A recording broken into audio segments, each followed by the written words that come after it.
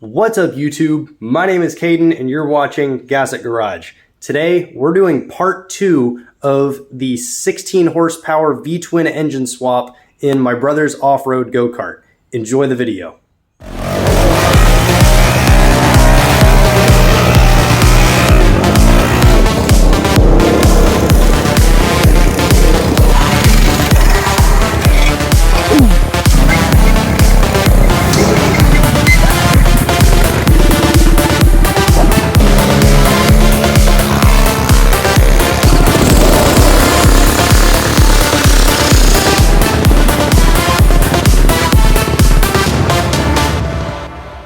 Alright guys, so in the last video of this project, we got that front left wheel replaced because it was pretty heavily damaged.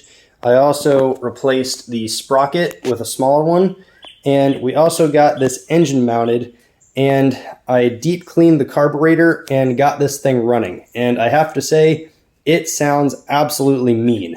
So in today's video, my goal is to get that torque converter mounted on this thing so we can hopefully have a runner by the end of this video. But the first thing I have to do is I have to tune the carburetor a little bit because I was running this engine a few days ago off camera and it actually started to run poorly. It still starts up and idles fine, but as soon as you give it gas, it dies. So I have to mess with the screw that controls the fuel mixture a little bit, but hopefully it shouldn't be too hard because it was running just fine before.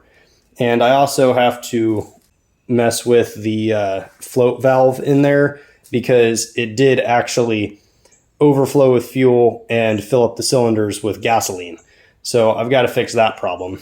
But after that, I'm going to make the adapter on this tapered shaft so I can put the main pulley on. And after that, then we can build the mounts for the Jackshaft, get the torque converter hooked up, put the chain on and hook up throttle and kill switch, and hopefully this thing will be drivable by the end of this video. But we will see, because usually these things take a little bit longer than I expect. So I'll see how much I can get done. So let's go ahead and get started with the carburetor.